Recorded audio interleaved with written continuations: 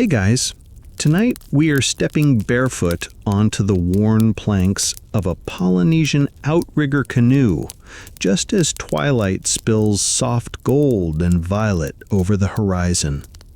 The salt in the air clings to your lips, the ocean hums a low lullaby, and you've somehow agreed to a voyage across thousands of miles of open water with no map, no GPS, and barely a clue what you're doing.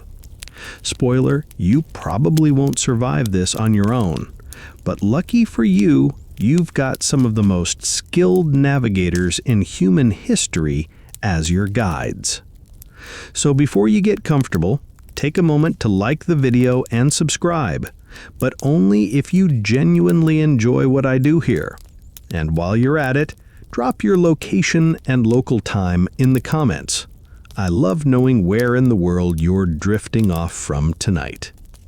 Now, dim the lights, maybe turn on a fan for that soft background hum, and let's ease into tonight's journey together. The canoe beneath your feet is narrow but stable, crafted from hollowed logs and lashed together with coconut fiber rope. It's surprisingly light, yet strong enough to face the Pacific's moods. You stand near the mast, clutching a rough-hewn paddle, as seasoned sailors, barefoot and sun-worn, move with calm precision, adjusting sails made from woven pandanus leaves. This is not just a boat. It's a living memory of generations who have crossed these same waters, trusting in skills honed long before written maps existed. The ocean stretches out in every direction, no land in sight. The idea of venturing into this immensity feels absurdly reckless to your modern brain. Where's the safety net? The GPS pinging reassuringly in your pocket? But here, long before satellites, Polynesian navigators charted courses over thousands of miles, connecting scattered islands across the Pacific. Fact: they reached Hawaii, New Zealand, and Easter Island centuries before Europeans entered this ocean. And they did it repeatedly, not just by chance, but with a science of the senses that's as fascinating as it is hard to imagine. One navigator, the Tautai, kneels at the stern, whispering to the sea as if it can talk back. A quirky tidbit you overhear: some old stories say the ocean is like a sleeping animal. You don't command it, you learn its moods, coax it, keep it calm. That mindset feels a lot more comforting than giant, unpredictable abyss, which is what you're picturing right now. As the sail fills and the canoe slices forward, the air thickens with the smell of salt and sun-warmed wood. Waves slap gently against the hull, a rhythm you'll come to notice is not random. It's already carrying information, telling you where you are relative to distant islands you can't yet see. Historians still argue whether early Polynesian expansion was mostly deliberate or partially accidental drifting, but watching this crew, you're inclined to believe there was nothing accidental about it. One sailor gives you a grin and points back toward the disappearing shoreline. Last time you'll see that for a while, he jokes, before tying another knot one-handed without looking. You realize this is their world, the boat, the wind, the sea. A floating family, a floating laboratory of navigation, history, and survival. As the stars begin to prick the indigo sky, the canoe steadies into its course. You settle against the side, hearing the wood creak and the water hiss past. Somewhere inside you feel both small and strangely safe, knowing that tonight you're beginning to glimpse a system of knowledge that turned the vast Pacific into a home. And for now, you let the swells cradle you as twilight deepens, the first step in understanding how these voyagers read the ocean like a map. The sun has sunk fully below the horizon now, leaving a dusky afterglow that paints the waves a deep blue gray, like brushed steel rolling endlessly toward nothing. The canoe rocks gently, a reminder that you're no longer tied to solid ground. Here, navigation isn't about paper maps or blinking screens. It's about surrendering to senses you didn't know you had. You crouch low near the navigator, a wiry elder with eyes narrowed toward the dim horizon. His name isn't given freely. You're just told to call him Tupa, which feels more like a title than a name. He motions for you to place your hand on the smooth, salt-slicked side of the hull. "Feel it," he says softly. At first, all you notice is the boat moving up and down, but as you keep your hand steady, you detect something subtler, a long, rolling swell, rising from one direction, then a shorter, choppier rhythm from another. This is how Polynesian navigators read the ocean's pulse. Fact: vast ocean swells can travel thousands of miles, unaffected by surface winds. Skilled wayfinders memorize the feel of multiple overlapping wave patterns. One set might come from a distant storm over an unseen island chain, another from prevailing trade winds. Like reading a heartbeat, these undulations tell you not just where you are, but what lies far beyond the horizon. A quirky tidbit the crew chuckles about. Veteran sailors sometimes describe the sea as grumpy or lazy, depending on the swell.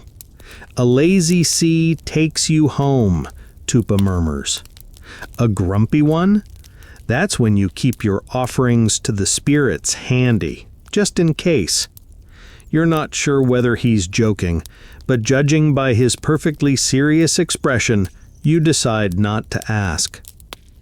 You shift your weight and notice how the canoe itself becomes part of the compass. The twin hulls amplify each wave pattern differently.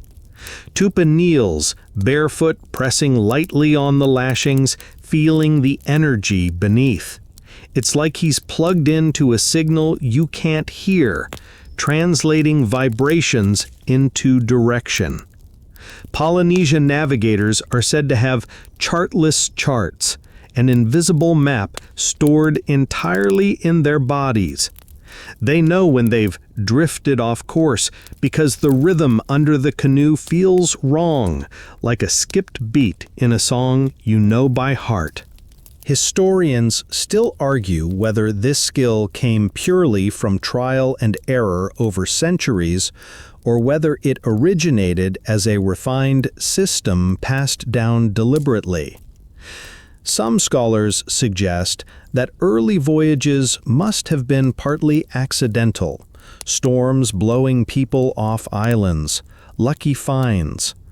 But the precision you're witnessing now doesn't feel like luck. It feels like the product of thousands of years of keen observation, memorization, and training that borders on superhuman patience. The sea grows quieter under the stars, a glassy smoothness spreading between swells. Tupa signals with his chin for you to close your eyes. "Learn like the old way," he whispers. You do, reluctantly, and suddenly you notice how much information isn't visual at all. The canoe pitches slightly left, then rocks back, and your own body feels the push and pull like a message in Morse code. It's overwhelming at first, but slowly you start to separate one swell from another, like picking out different instruments in a song. "You'll forget by morning," Tupa says with a small laugh, "but one day you'd know this ocean as well as you know your own house. The image makes you grin sleepily. Right now, your house is a rocking platform on endless water with no walls, no ceiling, and absolutely no plumbing. A part of you wonders how many modern adventurers would even last 2 days out here without radio or radar. Probably not you, given that you nearly dropped your only water gourd an hour ago.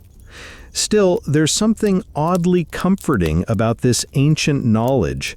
It feels alive, taught hand to hand, wave to wave, not scribbled in a book. As you lie back on the woven matting, you start to notice patterns without trying. Long swells pushing from starboard, a faint cross-chop nudging the bow. It's like the ocean is speaking a language you're just beginning to hear, one soft syllable at a time. By the time you drift close to sleep, the horizon has vanished into darkness. The canoe sails on, guided not by what anyone sees, but by what they feel beneath their bare feet and weathered hands. The ocean's pulse keeps steady time, an ancient heartbeat, pulling you ever deeper into this floating classroom, where the map isn't drawn, it's touched. The sun has sunk fully below the horizon now, leaving a dusky afterglow that paints the waves a deep blue-gray, like brushed steel rolling endlessly toward nothing. The canoe rocks gently, a reminder that you're no longer tied to solid ground. Here, navigation isn't about paper maps or blinking screens. It's about surrendering to senses you didn't know you had. You crouch low near the navigator, a wiry elder with eyes narrowed toward the dim horizon. His name isn't given freely. You're just told to call him Tupa, which feels more like a title than a name. He motions for you to place your hand on the smooth, salt-slicked side of the hull. "Feel it," he says softly. At first, all you notice is the boat moving up and down. But as you keep your hand steady, you detect something subtler. A long, rolling swell rising from one direction, then a shorter, choppier rhythm from another. This is how Polynesian navigators read the ocean's pulse. Fact, vast ocean swells can travel thousands of miles unaffected by surface winds. Skilled wayfinders memorize the feel of multiple overlapping wave patterns. One set might come from a distant storm over an unseen island chain, another from prevailing trade winds. Like reading a heartbeat, these undulations tell you not just where you are, but what lies far beyond the horizon. A quirky tidbit the crew chuckles about. Veteran sailors sometimes describe the sea as grumpy or lazy, depending on the swell. "A lazy sea takes you home," Tupa murmurs. "A grumpy one? That's when you keep your offerings to the spirits handy, just in case." You're not sure whether he's joking, but judging by his perfectly serious expression, you decide not to ask. You shift your weight and notice how the canoe itself becomes part of the compass. The twin hulls amplify each wave pattern differently. Tupa kneels, barefoot, pressing lightly on the lashings, feeling the energy beneath. It's like he's plugged into a signal you can't hear, translating vibrations into direction. Polynesian navigators are said to have chartless charts, an invisible map stored entirely in their bodies. They know when they've drifted off course because the rhythm under the canoe feels wrong, like a skipped beat in a song you know by heart. Historians still argue whether this skill came purely from trial and error over centuries, or whether it originated as a refined system passed down deliberately. Some scholars suggest that early voyages must have been partly accidental, storms blowing people off islands, lucky finds. But the precision you're witnessing now doesn't feel like luck. It feels like the product of thousands of years of keen observation, memorization, and training that borders on superhuman patience. The sea grows quieter under the stars, a glassy smoothness spreading between swells. Tupa signals with his chin for you to close your eyes. "Learn like the old way," he whispers. You do, reluctantly, and suddenly you notice how much information isn't visual at all. The canoe pitches slightly left, then rocks back, and your own body feels the push and pull, like a message in Morse code. It's overwhelming at first, but slowly you start to separate one swell from another, like picking out different instruments in a song. "You'll forget by morning," Tupa says with a small laugh.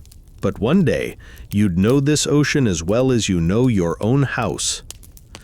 The image makes you grin sleepily. Right now, your house is a rocking platform on endless water with no walls, no ceiling, and absolutely no plumbing. A part of you wonders how many modern adventurers would even last 2 days out here without radio or radar. Probably not you, given that you nearly dropped your only water gourd an hour ago. Still, there's something oddly comforting about this ancient knowledge. It feels alive, taught hand to hand, wave to wave, not scribbled in a book.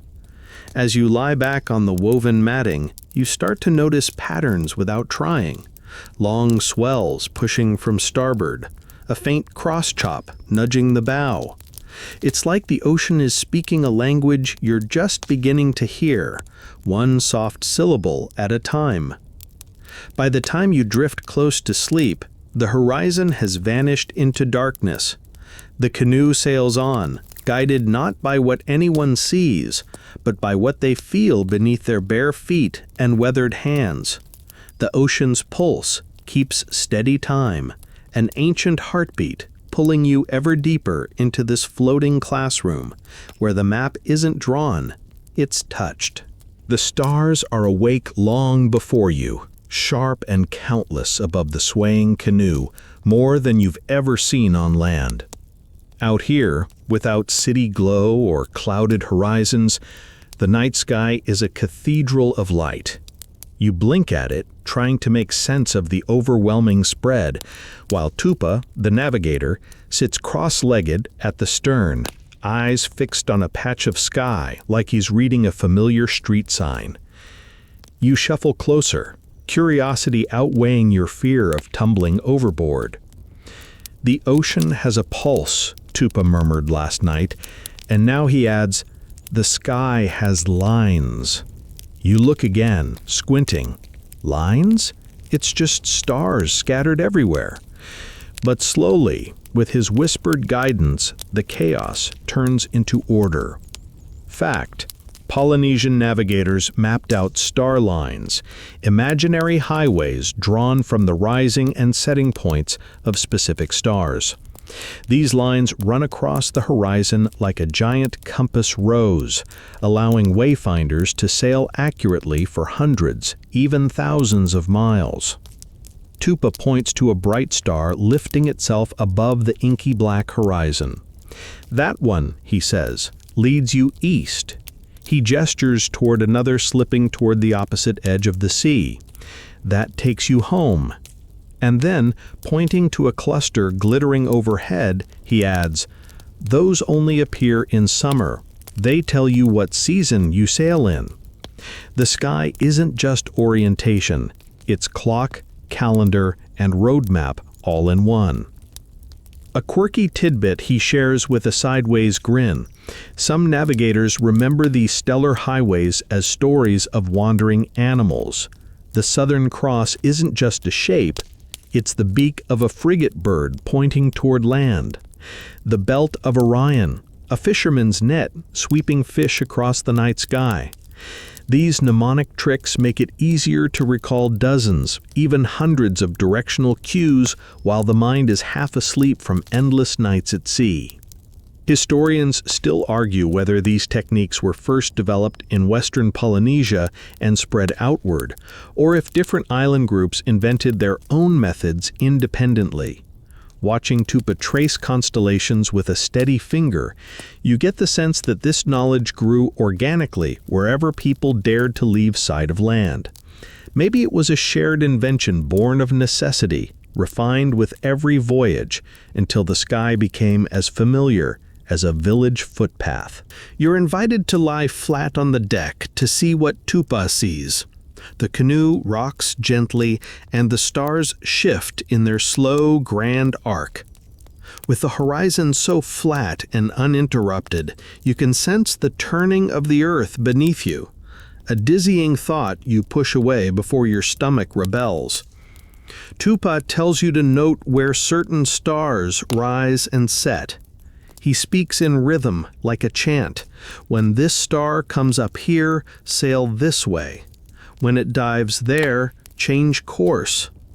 It feels like poetry, not instruction, which might explain how this oral tradition lasted so long without being written down.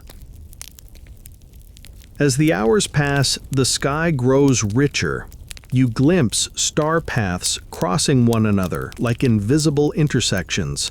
Some are used only briefly before dawn, others dominate all night. It's a choreography of light, and you marvel that anyone could keep it straight. You learn, Tupa says with a shrug, as if it's no harder than remembering a few street names. Meanwhile, you still can't point to your own house on a star chart without Google Maps. There's a moment of quiet awe when you realize the canoe doesn't just move under the stars move over you. Each shift, each rising point, becomes a breadcrumb trail leading you forward. If clouds roll in, the team doesn't panic, they simply lean on the swell patterns you learned about last night. The sea and sky are two halves of the same map, overlapping and reinforcing one another. Finally, Tupa nudges you gently and points to a faint glow low on the horizon, not from land, but from the rising Milky Way. "That's the backbone of night," he says softly. "Follow it long enough, you'll reach a place you didn't know you were looking for." The idea settles over you like a warm blanket. You watch the star lines guiding you onward, their paths steady and sure, while the ocean beneath murmurs its deep, ancient rhythm. As your eyelids grow heavy, you think about modern travelers clutching boarding passes, following neon arrows through airports, never truly knowing where the earth and sky meet. Here, direction is woven from starlight, memory, and faith in generations of watchful eyes. And as you drift toward sleep, the canoe gliding silently on a black mirror sea, you feel as if you're floating not just across water, but along the oldest map humans ever made. The morning dawns pale and soft, the kind of light that turns the horizon to brushed silver before the sun decides to rise properly. The canoe hums forward under a steady breeze, and you rub your eyes, surprised to find you've slept without interruption. You wake just in time to see Tupa squinting toward a cloud, nodding to himself like it's telling him a secret. You glance out in every direction. The sea looks like an infinite pancake, unbroken except for tiny crests of waves. You see no land. You see no birds, just cloud shapes drifting lazily across the endless blue. And yet Tupa insists he knows where islands are long before they're visible. Fact: Polynesian navigators relied on distant cloud patterns as one of their most reliable daytime signs of land. He gestures toward a puffy tower of white in the far distance. "Island there," he says simply. You follow his finger, but see nothing but sky. The explanation comes slowly in his low, patient voice. Certain types of clouds, especially the bright white cumulus clouds, form only over land because rising warm air and moisture swirl up from island surfaces. Over the open ocean, clouds tend to be flatter, more stretched out. This particular cloud has a vertical build, rounded like a scoop of ice cream, an island beacon invisible to everyone but the trained. You wonder if you'd ever notice something like that without someone pointing it out. Probably not. You're still trying to figure out which way is east without Tupa's help. He points to another clue, the shadow under the cloud. From this distance, it's only the faintest greenish blur reflected on the underside of the cloud's white belly. Quirky tidbit. Navigators say the ocean itself paints the clouds with its color, and when shallow lagoons or sandy beaches reflect upward, they stain the clouds green or yellow. You squint until you think you see it too, but maybe it's your imagination filling in the blanks. Tupa grins knowingly. Every apprentice sees phantom islands before they see real ones. Historians still argue whether this skill was widespread across all Polynesian islands or unique to certain wayfinding schools. Some accounts describe legendary navigators who could name every cloud formation and its meaning. Others suggest only a few masters possessed this almost magical sensitivity to sky signals. Standing here now, you lean toward believing the legends. You're invited to try it yourself. Tupa hands you a piece of pandanus fiber rope and points to 3 different clouds. 1 is land, 2 are nothing, he says.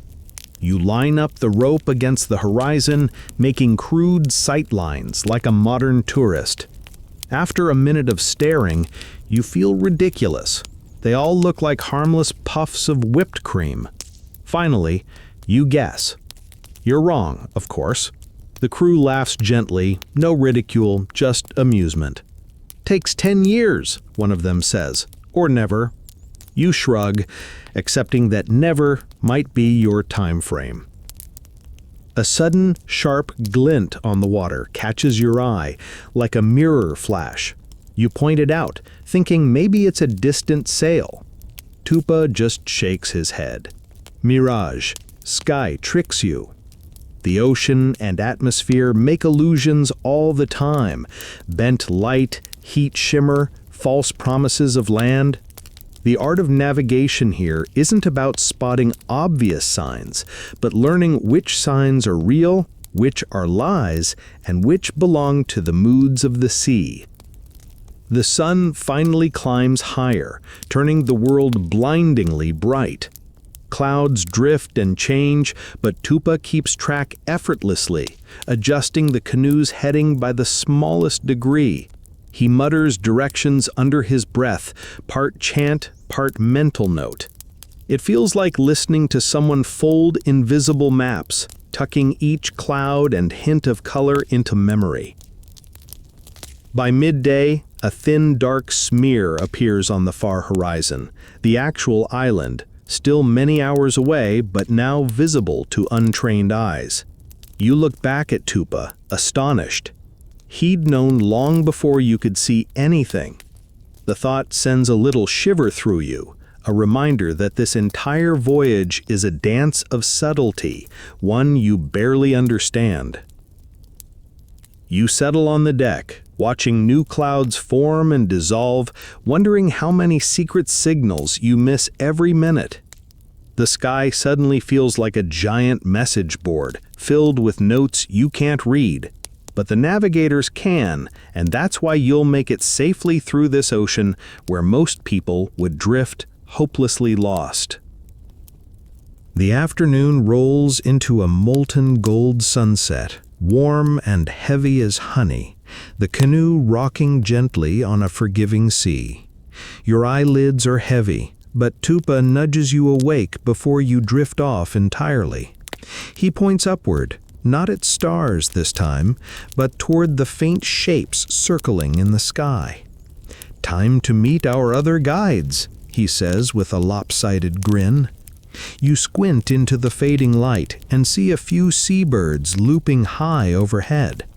At first, it seems unremarkable. Birds fly everywhere, don't they?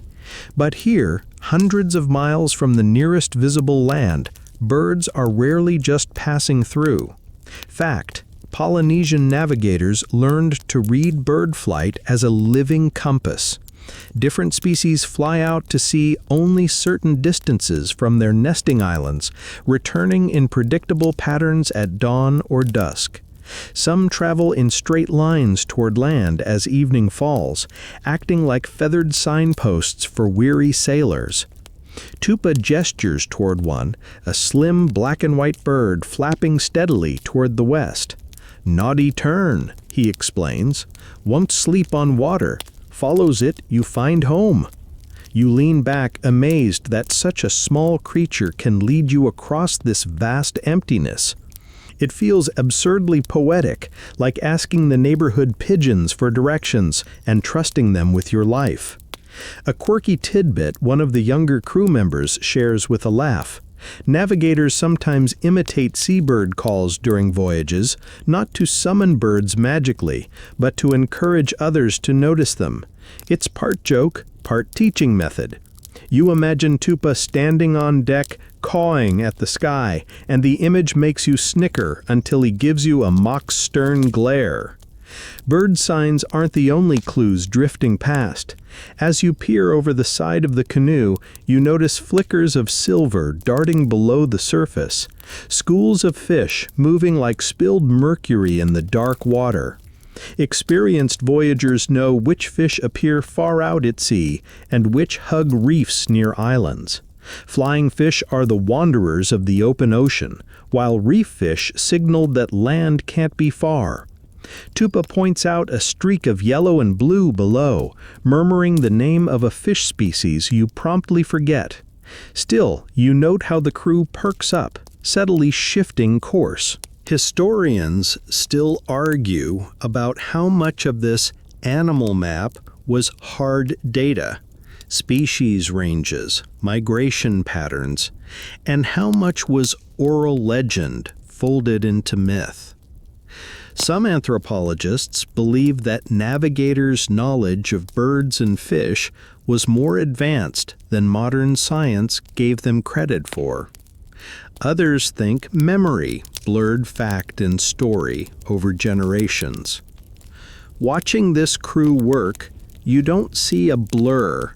You see living, breathing expertise tuned to signs you barely notice. The sun sinks lower, and the sky deepens into cobalt, the first stars twinkling awake. Flocks of birds appear briefly on the horizon, moving like purposeful arrows toward unseen roosts. Each bird becomes a tiny courier of hope. Follow them, and you follow life itself. Life that can't survive too far from the safety of land. The canoe glides silently in their wake, sails trimmed to match their heading. At one point, a lone bird circles above you 3 times before darting toward the south. Tupa tilts his head thoughtfully. "Freshwater island," he says. "She's thirsty." The idea that one bird's evening commute could tell you about a hidden freshwater spring somewhere far away feels like magic, but here it's just another data point in a map with no paper, no ink, only feathers and instinct. You imagine yourself lost on this endless ocean alone, craning your neck for birds you couldn't name, fish you couldn't identify, praying they'd lead you home. The absurdity makes you laugh softly, and one of the crew claps your shoulder knowingly. "Good you have us," he says. a little teasing, a little reassuring. As night folds around the canoe once again, the birds vanish toward their roosts, and the ocean grows quieter except for its steady breath. You curl up on the woven deck, hearing soft ripples under the hull, and picturing invisible lines of flight cutting across the twilight sky. The wayfinders don't need binoculars or compasses. They just watch the living world around them, a guidebook written in wings and scales, ancient and ever reliable for those who know how to read it. Dawn creeps over the water like spilled milk, blurring sea and sky until you're not sure where one ends and the other begins. The canoe glides forward under a light breeze, its woven sail taut and whispering. You're sitting cross-legged now, trying to shake off sleep while the navigator traces circles in the salt-dusted deck with his finger. Today, you're introduced to what Tupa calls the real map. Not clouds, not stars, not birds, but a chart etched into memory. The ATAC system.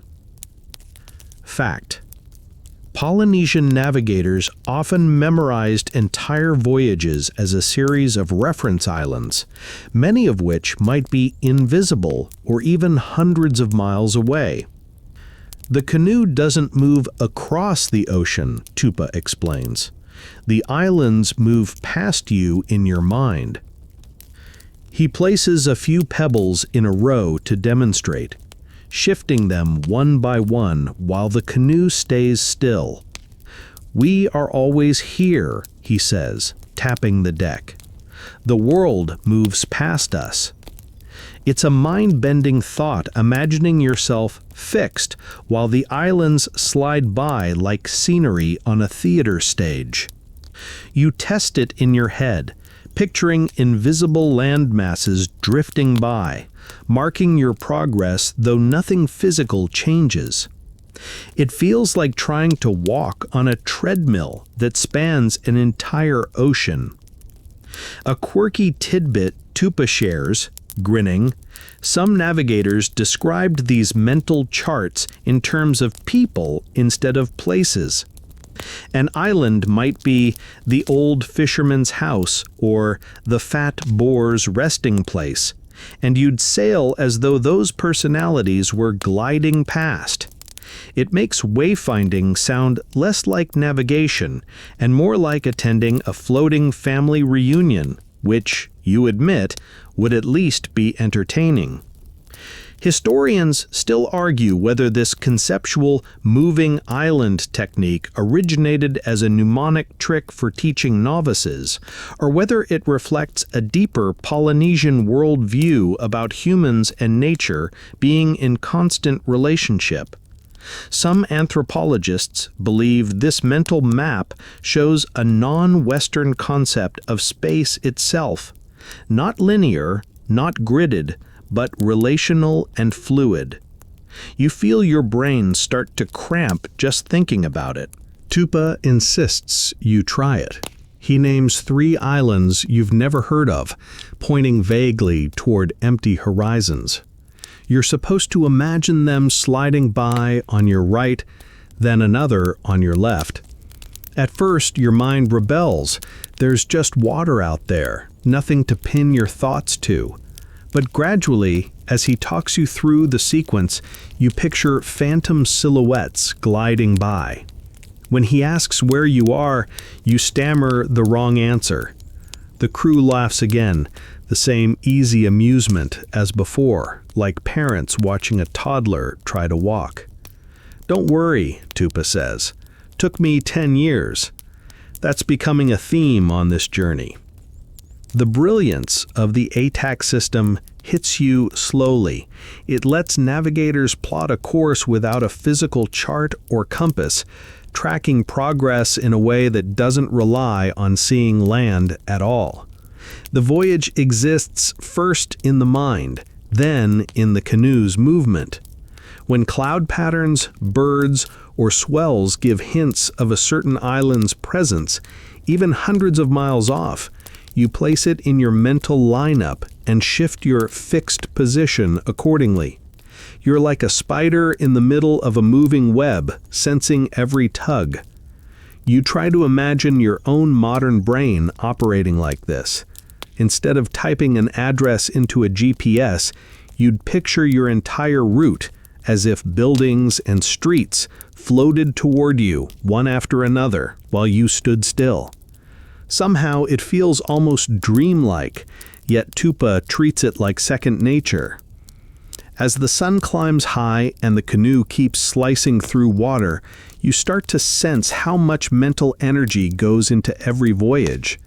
There's no drifting off into daydreams for a wayfinder. The mind is always alive, tracking the invisible dance of islands and stars, reading signs most people would never notice. Yet, paradoxically, it feels calm, almost meditative. You close your eyes and imagine invisible islands sliding past, whispering their names to yourself, as if repeating a lullaby only ancient sailors know. The ocean becomes less of a void and more of a shifting map you might someday learn to read.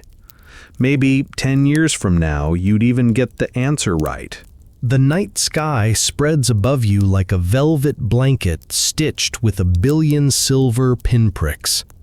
The air is cooler now, salted and damp, a soft breath moving across your skin as the canoe cuts smoothly through dark water. You're jolted awake when one of the crew gently nudges you and points upward. "Your turn to learn the story," he says, his grin illuminated by starlight.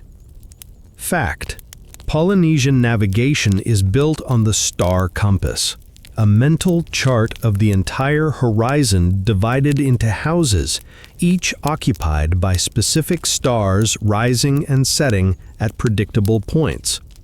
This isn't about memorizing a few bright dots like the Big Dipper.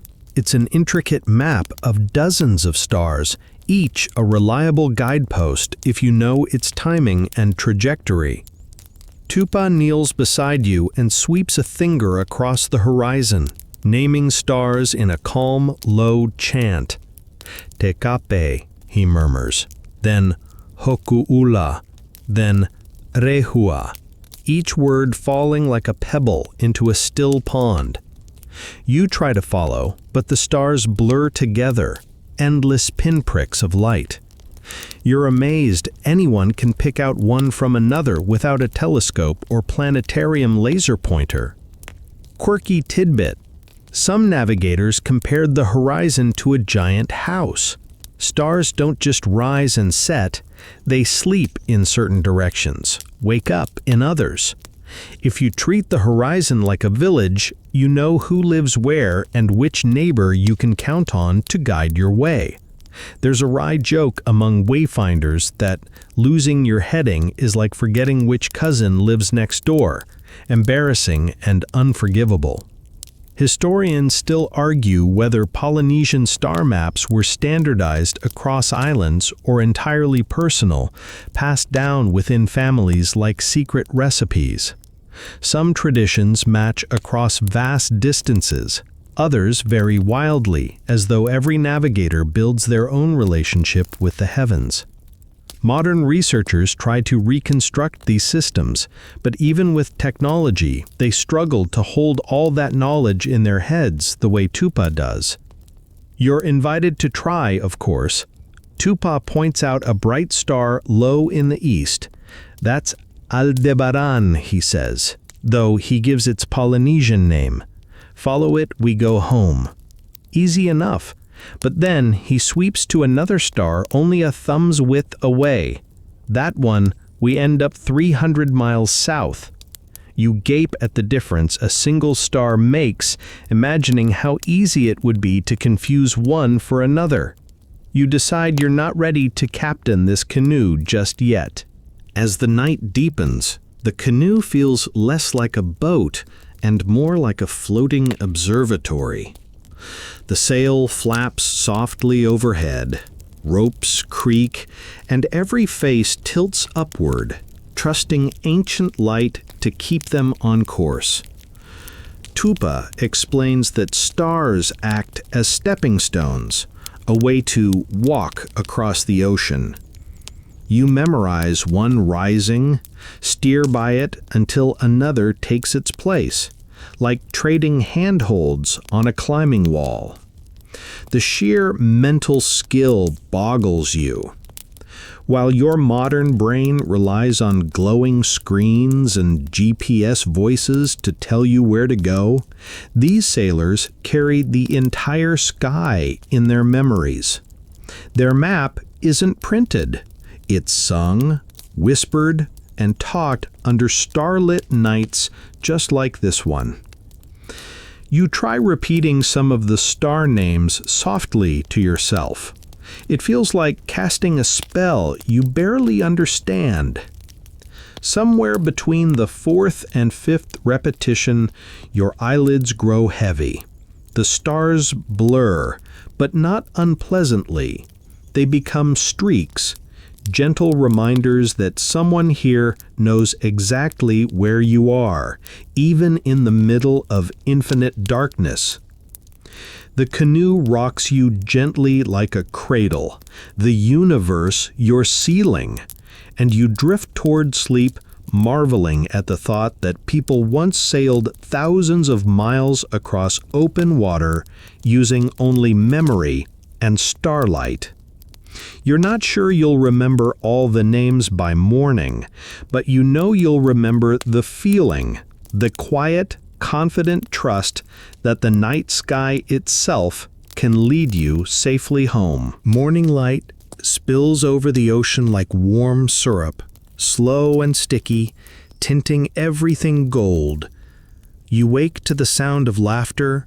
The crew is joking about last night's lesson, making good-natured bets on whether you could even find the North Star now. You groan, rubbing your face, which only makes them laugh harder. You're learning, yes, but at a snail's pace. They reassure you it took them years. You don't believe them for a second. Tupa waves you over to where the canoe's sail is half lowered. Today, he says, we talk about the sky you can't see. You blink. The sky you can't see? He means clouds. Not just their shapes, but their secrets. Fact: Polynesian navigators could read clouds as signposts of land. Over islands, especially ones with lush vegetation, clouds form differently than they do over open water. The heat rising from trees and soil feeds tall, puffy cumulus towers, while thin, flat streaks often mark dry atolls.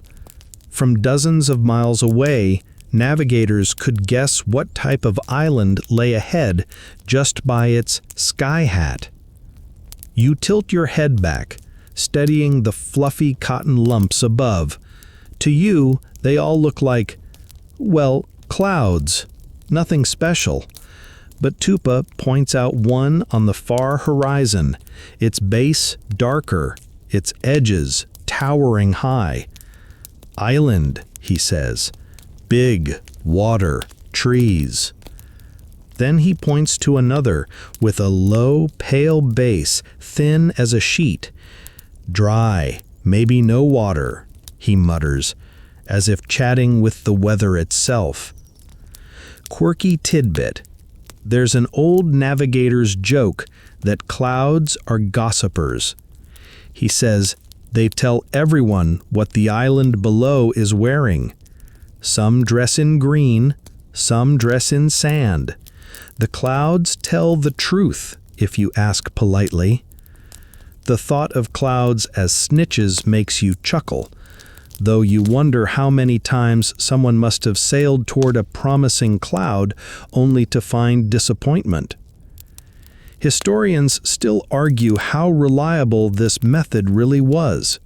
Some claim seasoned voyagers could guess not only that land existed, but whether it had fresh water, tall trees, or a volcanic peak, all from a faint wisp on the horizon. Skeptics say confirmation bias played a part. See enough clouds, eventually one will lead to an island.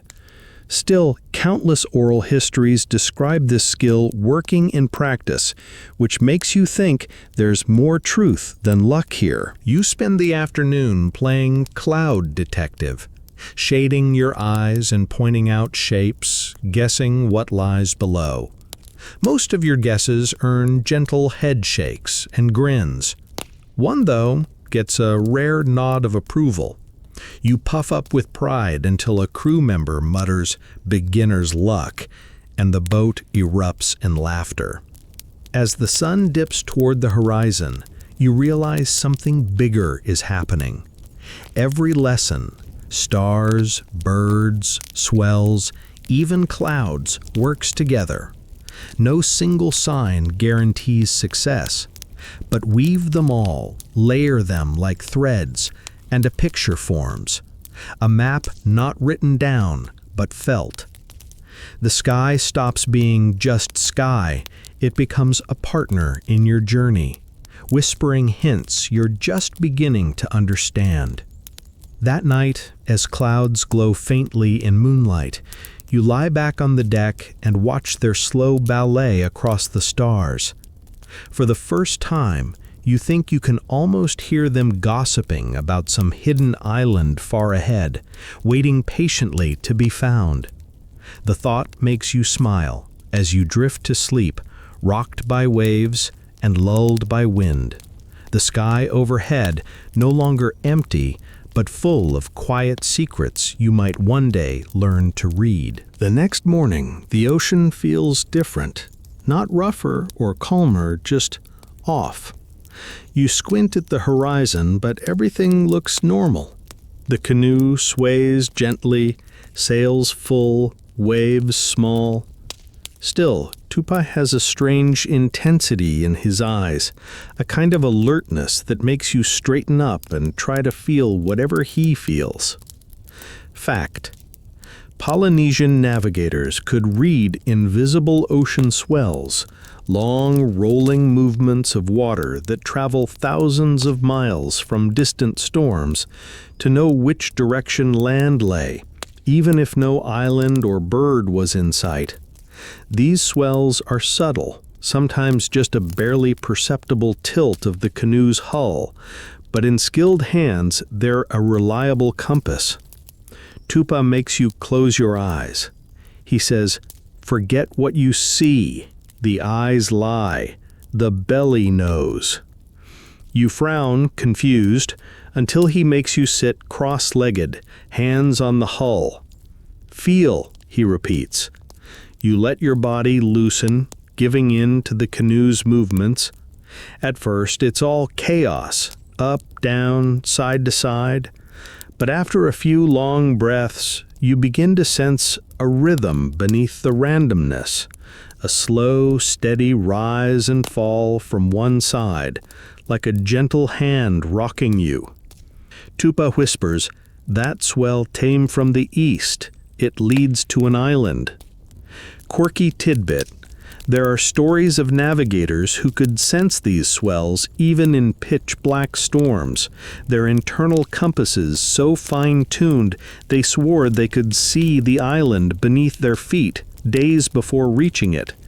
One old tale tells of a man who trained by lying blindfolded on a beach for hours, memorizing every motion of waves rolling toward shore until he could feel even the ghost of that movement far out at sea. The crew laughs about it, but doesn't deny it's possible with enough practice. Historians still argue whether this is raw instinct or something more like advanced physics knowledge passed orally. Some researchers call it wave piloting, noting that different swells from different directions create interference patterns on the ocean surface, a kind of watery fingerprint unique to areas near land or reefs. To navigators, these patterns were not abstract, they were a living map under their feet. Tupa has you try steering the canoe for a bit. Follow the belly, he says, meaning to align with that eastward swell. You'd grip the paddle awkwardly, overcorrect, and nearly send the boat spinning sideways. The crew howls with laughter, one man slapping his knee, while Tupa kindly rescues the steering before you do real damage. Maybe one day, he says, trying not to grin too widely. You make a mental note never to accept a job as a Polynesian helmsman anytime soon. Still, the experience changes something in you. You begin to notice how each swell feels different, some longer, gentler, others short and choppy. It's like learning to hear accents in a language you never knew existed. The canoe is no longer just on the ocean, it's in a conversation with it. The hull tapping out a dialogue you can almost understand. Later, under the hot midday sun, you watch Tupa trace imaginary lines in the air. This swell, he says, comes from a storm hundreds of miles that way. Another line in the opposite direction, this one from trade winds. Where they meet and cross, a navigable path emerges, invisible to anyone who isn't paying attention. You marvel at how the whole ocean becomes a chart without ink or compass, guided entirely by sensation. As evening falls, you lie flat on your back in the canoe, eyes closed, letting the swells roll under you like a giant, slow heartbeat. It feels oddly comforting, a reminder that even here in endless water, the land is shaping the sea, reaching out in ripples you can learn to trust. You fall asleep rocking gently, dreaming of invisible hands guiding your path home. The dawn breaks soft and hazy, the kind of morning where everything feels muffled, like the world is wrapped in cotton. You stretch, yawning, only to find the crew already wide awake, leaning over the side of the canoe. At first you think something's wrong, maybe a leak or a fish stuck in the nets. But then you realize they're staring into the water like it's a book they're reading. Fact: Polynesian navigators read subtle changes in ocean color and patterns of floating debris to locate land long before it appeared on the horizon. The ocean isn't just one shade of blue. It shifts with depth, with the presence of coral reefs, or with river sediment carried out to sea. Trained eyes can tell whether that patch of water means open ocean, a nearby lagoon, or an island with fresh water flowing into it. Tupa gestures for you to crouch beside him. "Look there," he says, pointing to a faint greenish smear on otherwise dark blue water. You squint, baffled. To you, it looks like, well, water. Wet, shiny, ordinary water. Tupa sighs good-naturedly and explains. Shallow seabeds reflect sunlight differently, casting a turquoise glow that gives away reefs or sandbars far from visible land. Inexperienced sailors often miss this, running their boats aground or sailing past safe harbors without knowing. Quirky tidbit: ancient stories tell of navigators who could tell the species of tree growing on an unseen island by the types of leaves or seeds drifting in the water. Imagine spotting a floating seed and thinking, "Ah yes, a pandanus tree. Must be an atoll nearby." It sounds like wizardry, yet generations swore by it, and modern tests have confirmed that debris patterns do change by island. Historians still argue whether such skills were universal among voyagers or limited to rare masters. Some claim every Polynesian child could read water like a highway sign. Others believe it was a guarded talent, taught only to chosen apprentices. Either way, it added another invisible layer to the ocean map, one that blended sight, experience, and faith in patterns nature whispered. Tupa hands you a small net and tells you to scoop up whatever floats by. Soon you collect tiny bits of seaweed, a feather, a seed pod. He examines them like a detective poring over clues. This, he says, holding up the seed, comes from a tree that grows only on high islands. The feather? A seabird you didn't even notice circling miles away. Land not far, he declares, and the crew nods as if the ocean just mailed them an invitation to dinner. The sun climbs higher, and suddenly you start noticing shifts in watercolor you swear weren't there before. Maybe your eyes are adjusting, or maybe you're just learning to pay attention. The greenish patches, the swirls of sediment, the way waves ripple differently near unseen reefs, they form a secret alphabet beneath your canoe. You feel like you've been illiterate your whole life and someone just handed you your first primer. There's humor in it too. At one point, you mistake the reflection of the sail for a new water clue, pointing with excitement. The crew erupts in laughter, teasing you mercilessly. "Navigator of shadows," one calls, shaking his head.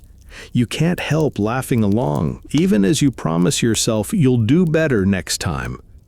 By late afternoon, the island that was hinted at all morning finally emerges on the horizon, a smudge of green confirming everything Tupa read hours before.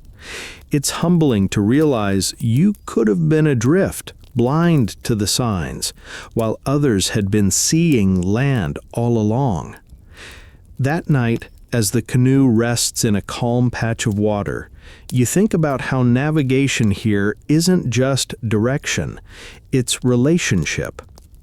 The ocean isn't an empty road, but a living book full of hints and signals, if you know how to read them. You close your eyes, the canoe swaying gently, wondering what other secrets these waters still hold, just beneath the surface.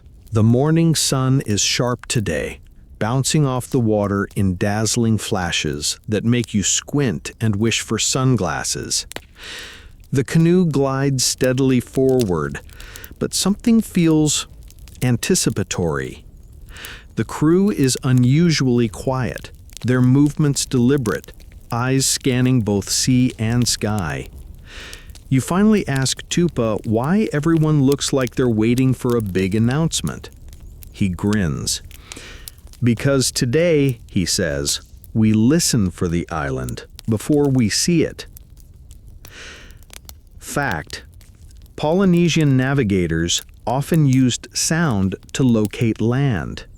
Long before sight confirmed it, they could hear the low, rhythmic roar of waves breaking against unseen reefs or cliffs, even miles away over the water. To an untrained ear, the ocean is one endless shush of waves, but to skilled voyagers, each sound had its own meaning, a signature echo of a particular shore. Tupa crouches and tells you to close your eyes, let the wind brush past your ears, and really listen. At first, you hear only the soft slap of water against the canoe, the creak of ropes, the hiss of waves. But then, faintly, there's a deeper, booming note under it all, like someone tapping a distant drum. Tupa nods. "That's the reef. We're close." Quirky tidbit. Some navigators claimed they could distinguish islands not just by sight or smell, but by the song of the waves. Each reef shape, each coastline curve created a unique rhythm of breaking surf. Old voyagers liked to boast that they could name an island from its sound alone, like recognizing a friend's laugh in a crowded room. Whether this is exaggeration or true skill, no one can say for sure, but it's a charming thought as you strain to hear those oceanic whispers. Historians still argue how much of this auditory navigation was deliberate skill versus subconscious habit. Some anthropologists think sailors tuned into patterns without realizing it, their brains processing rhythms faster than conscious thought. Others believe it was as deliberate and practiced as reading stars, passed down in songs and chants meant to train ears as well as eyes. You try to follow Tupa's example, leaning low over the water, but you mostly hear the occasional splash of fish and the distant squawk of a seabird. When you point excitedly toward what you think might be the sound of land, the crew just chuckles, shaking their heads. Tupa pats your shoulder kindly, saying, "You're still learning to listen, not just hear." It's humbling, but strangely hopeful. You didn't even know there was a difference until now. Later in the day, you begin to notice more. How the wind shifts subtly as you approach land, carrying scents of flowers or damp soil. How birds call louder and circle more persistently. How the entire rhythm of ocean noise changes as the canoe draws near to hidden shores. You realize that navigation here isn't only about grand gestures like stars and swells, but about leaning into the smallest hints the world gives you. By evening, you're convinced you've caught that reef sound again, faint but steady, like nature softly clapping in welcome. When the island finally rises from the sea at sunset, a silhouette fringed with palms, you feel oddly proud, as if you helped find it, even though everyone else knew where it was all along. The crew teases you gently, saying, "Soon you'll navigate by smell next," and you laugh, thinking they're joking, but a tiny part of you wonders if they're not. Because if the ocean can be read by stars, clouds, swells, color, and sound, what other senses are waiting to be awakened?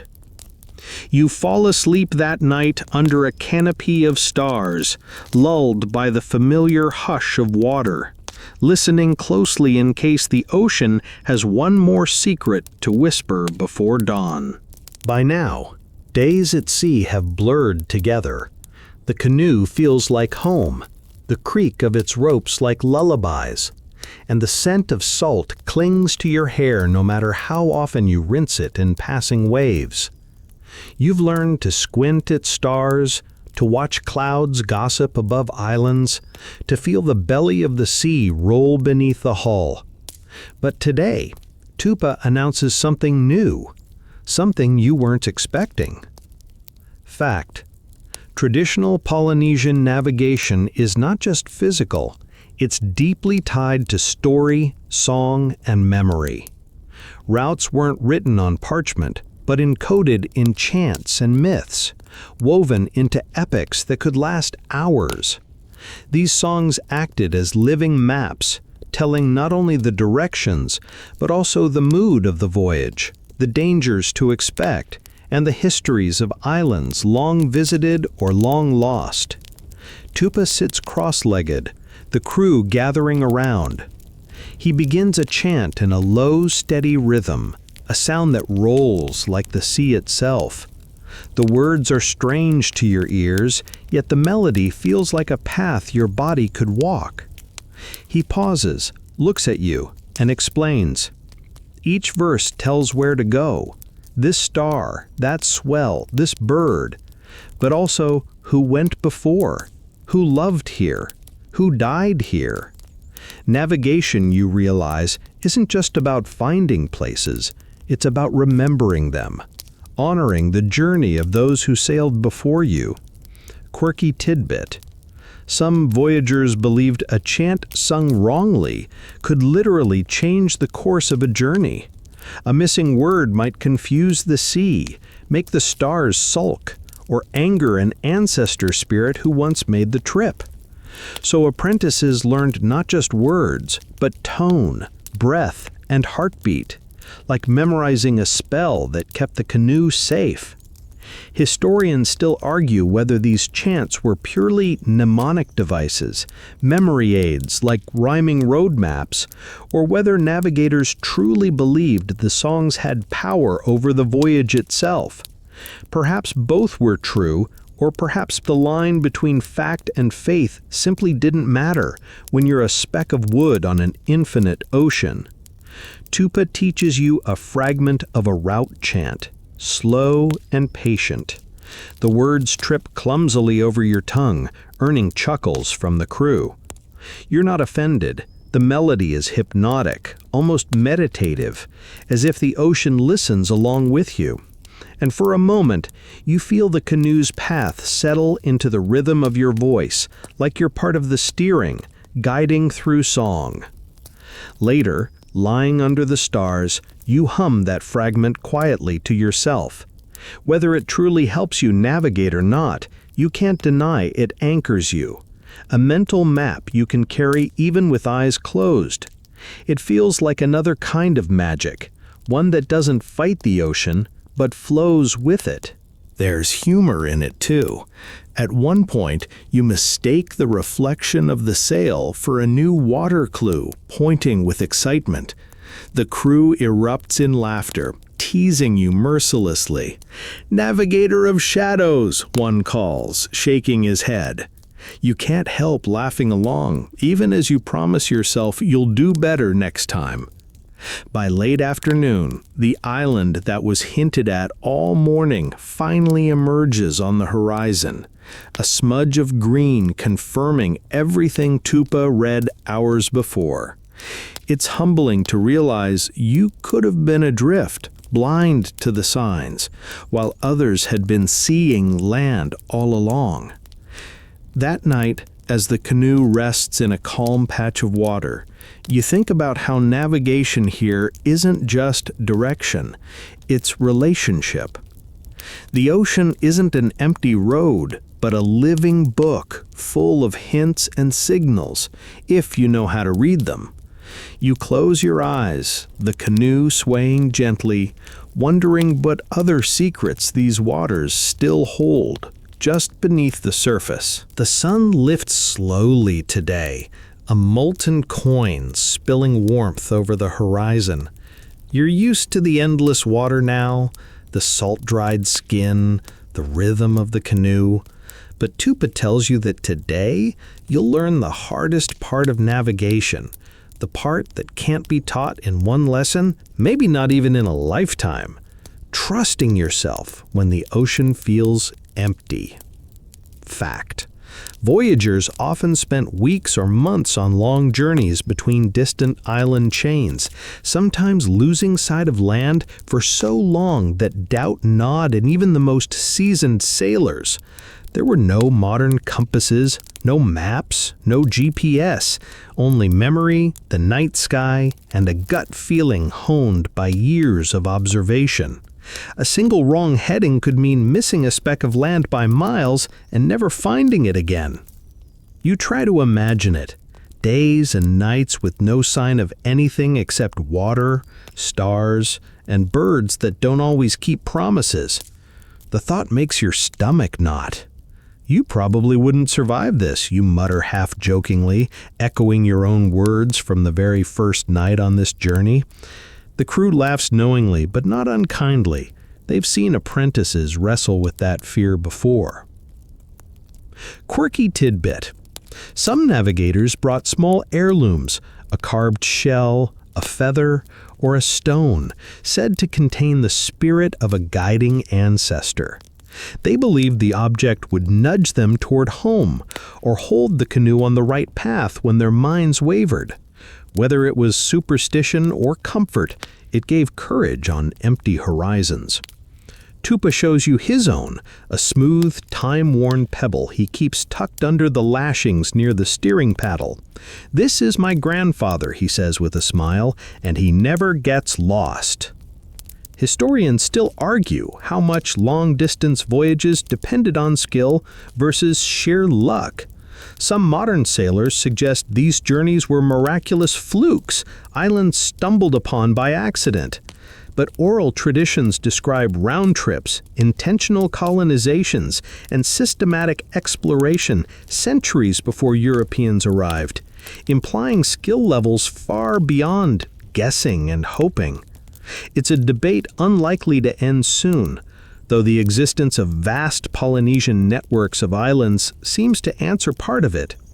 The day drags on under relentless sun. No birds, no change in water color, no clouds hinting at land. It feels like you're adrift in eternity. Tupa sits near you, sensing your unease. Tupa, navigation is not only tools, it is patience. It is believing the island is there, even when you cannot see it. You take his advice, closing your eyes, breathing with the swell. Slowly, you feel the rhythm you learned days ago, the eastward tug under the canoe, the faint warmth of a certain wind on your cheek. You recall fragments of the chant from yesterday, the taste of salt in the breeze, the gossiping clouds you've started to recognize. Each sign is small, but stacked together, they point in a direction that feels right. Maybe you're not entirely blind out here.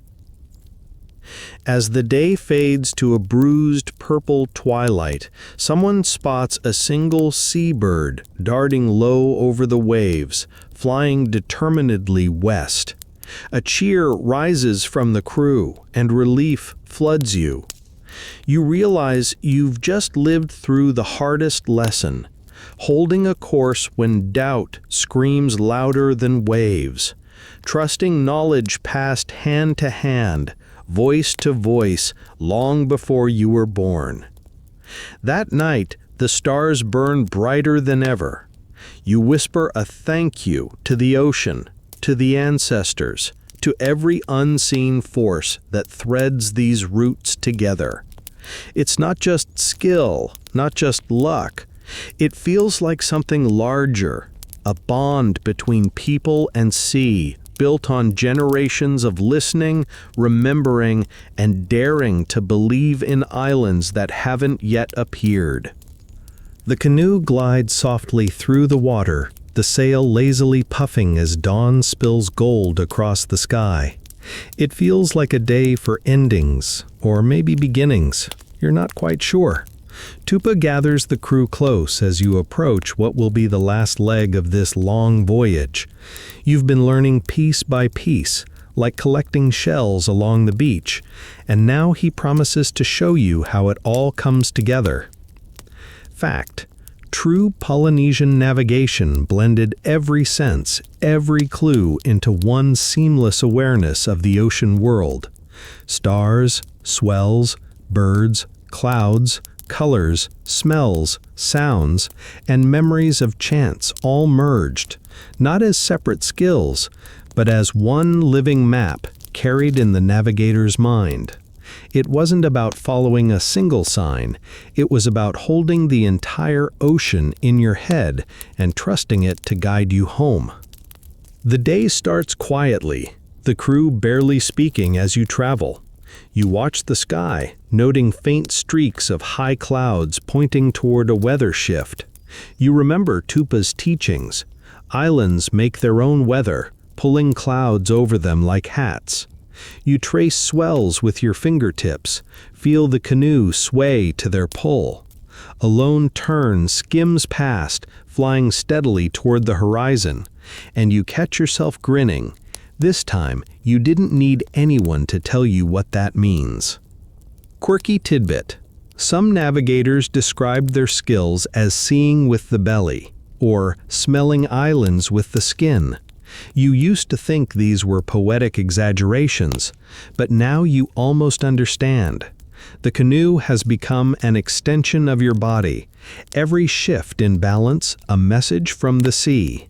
Even the air feels textured, changing subtly as you draw closer to unseen land, carrying hints of warm soil and leaves. Historians still argue whether these sensory impressions are learned science or instinct passed down through generations of sailors.